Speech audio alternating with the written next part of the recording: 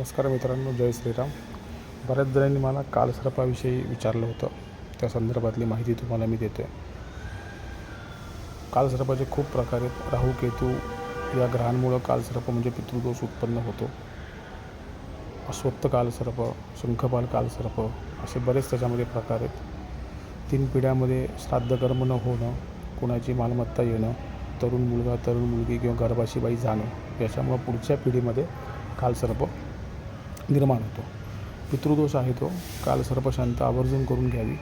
नागनारायण नागबळी जर का असेल तर तो त्र्यंबकेश्वर गोकर्ण काशीला होतो, पण कालसर्प हा शिवाच्या मंदिरात करावा असा उल्लेख आहे.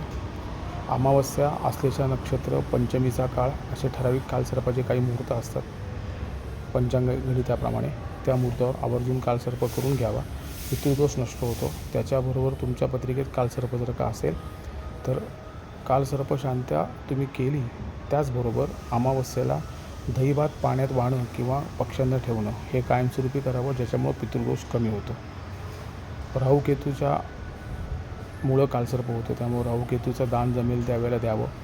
राहूकेतूचं हवन जमेल त्यावेळेला वर्ष 2 वर्षांना आवर्जून करावं. राहूकेतूचा रोज जप करावा.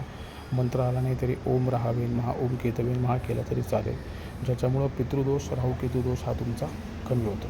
जय श्रीराम. अशाच पुढच्या व्हिडिओमध्ये नक्की भेटूयात. चॅनलला लाईक करा, सबस्क्राईब करा आणि सर्व ठिकाणी फॉरवर्ड करा. धन्यवाद.